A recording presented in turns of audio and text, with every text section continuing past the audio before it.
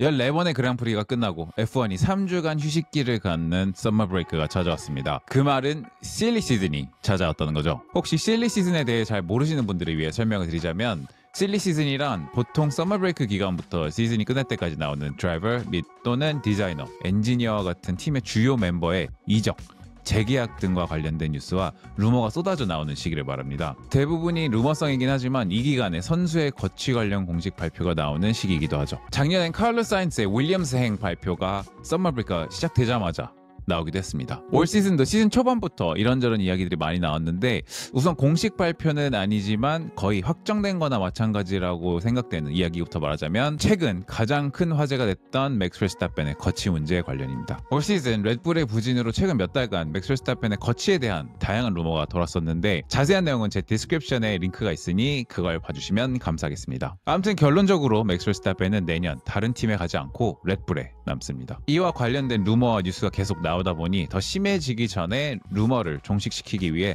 맥스 본인이 직접 남을 거라고 발표했죠. 뭐 본인의 의사가 어찌됐든 간에 맥스는 이적을 하고 싶어도 못하게 됐습니다. 왜냐하면 그의 이적 루머에 항상 같이 언급되었던 게 exit clause, 즉 계약 해지 조건 충족이 있었습니다. 맥스는 드라이버 챔피언십 순위가 서머 브레이크 전까지 3위 밖으로 벗어난다면 계약을 해지할 수 있다는 조건이 있었는데 이미 지난 벨진 그랑프리에서 그가 스프린트 우승과 레이스 P4로 마무리하면서 4위인 조지 러셀과의 포인트 격차가 28점까지 벌어졌죠. 다음 그랑프리인 헝가리에서 조지 러셀이 우승을 하고 맥스가 포인트를 하나도 따지 못해도 조지 러셀이 3위로 올라가는 건 거의 불가능하기 때문에 스파에서 이미 반자동적으로 레드불 잔류가 결정되었습니다. 하지만 이것도 26년까지 레드불에 남는 거지 27년도에 또 어떻게 전개가 될지 모르기 때문에 레드불은 내년 차를 확실하게 잘 준비해야 할 것 같습니다. 크리스천 호너의 해임 후 그의 자리를 대신하는 러런 매키스 또한 맥스와 좋은 관계를 쌓아야겠죠. 제 지극히 개인적인 이미지지만 러런 매키스는 좀 더 밝고 긍정적인 에너지를 갖고 있는 사람인 것 같습니다. 이전 크리스천 호너는 잘 웃지만 뭔가 냉철하고 단호한 느낌이라 랩불의 최고가 아니면 다 필요 없다 같은 차가운 인상을 줬었는데요. 약간 뜬금없이 만화로 비교하자면 슬램덩크의 산왕공고 같은 느낌? 근데 러런 매키스는 그보다는 더 사람 냄새가 나서 패덕 분위기도 이전보다 더 좋아지지 않았을까라고 생각합니다. 아무튼 맥스의 거취가 결정되었으니 랩불의 문제는 다시 한번 강력한 세컨드 드라이버의 부재가 되었습니다. 유키 츠노다는 올해로 랩불과의 계약이 끝납니다. 하지만 그의 랩불 생활이 올해 이후로 이어질지는 불투명한 상태이죠. 일본 그랑프리부터 랩불에 합류한 유키 츠노다는 아직까지 이렇다 할 모습을 보여준 적이 한 번도 없습니다. 수치로 봤을 때 유키 츠노다는 랩불 사상 처음으로 7그랑프리 연속 포인트를 따지 못한 선수로 기록되었고 랩불의 올 시즌 194포인트 중 단 7포인트만이 유키 츠노다로부터 나온 포인트입니다. 그나마 희망적이었던 건 지난 스파레이스 퀄리에서 유키 츠노다와 맥스 버스타펜의 랩타임 격차가 약 0.3초 차로 이전에 비해 가까운 랩타임을 기록했습니다. 하지만 결국 레이스에서 자신의 가치를 다시 한번 제대로 증명하지 못했고 아직까지도 레드불에서 유의미한 결과를 보여주지 못하고 있죠. 만약 이런 부진이 계속되고 팀에서 유키와 재계약을 하지 않는다면 레드불의 세컨시 자리는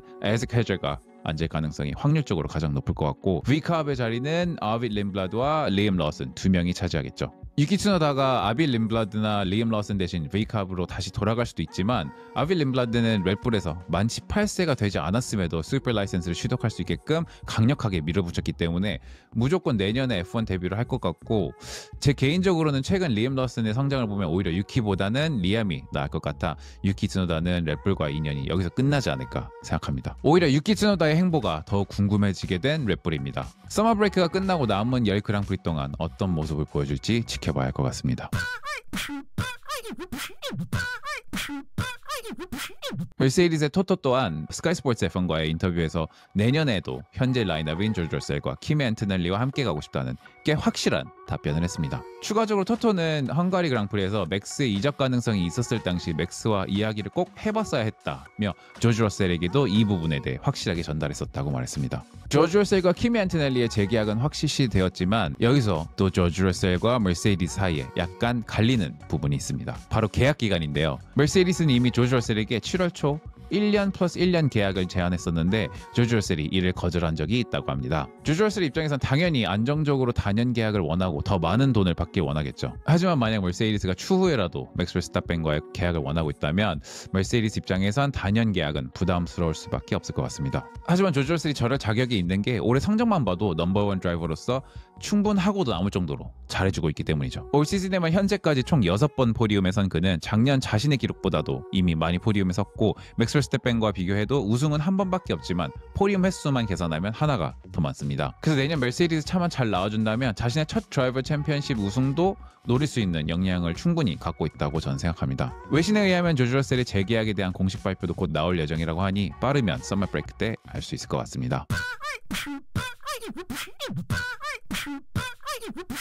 마지막으로 이번 실리 시즌 때 주목해야 할 팀은 바로 내년부터 새롭게 합류하는 캐딜락입니다. 아직까지 캐딜락이 공식적으로 발표한 드라이버 라인업은 없지만 외신에 의하면 현재 최종화 단계에 접어들었으며 발표도 곧 할 예정이라고 합니다. 현재까지 드라이버 라인업으로 가장 많이 거론된 선수는 머세디스의 발터리 보타스와 최근 레드불 세컨드 드라이버로서 돌아보니 제일 잘했던 서지오 페레즈가 있습니다. 서지오 페레즈는 최근 인터뷰에서 자신의 모든 것을 쏟아부을 수 있을 만한 가치가 있는 팀을 만난다면 반드시 돌아올 거라며 F1에 돌아오고 싶다는 의사를 강하게 밝혔고, 발터리 보타스는 스파에서 니코 로즈버그가 기습적으로 한 캐딜락 합류 질문에 잘 안 들린다며 대답을 회피했습니다. 또 언급된 선수로는 현재 페라리 리저브 드라이버로 있는 전 킥사우버 드라이버 저관유 그리고 맥 슈마커가 있습니다. 맥은 2021년, 2022년 하스 소속으로 있었기 때문에 F1 경험이 있지만 저조한 성적으로 퇴출됐고 현재는 WEC에서 알핀 소속으로 활동 중입니다. WEC에선 올해 맹활약을 해 포디움에 서는 경험도 했고 본인도 F1에 복귀를 희망하고 있죠.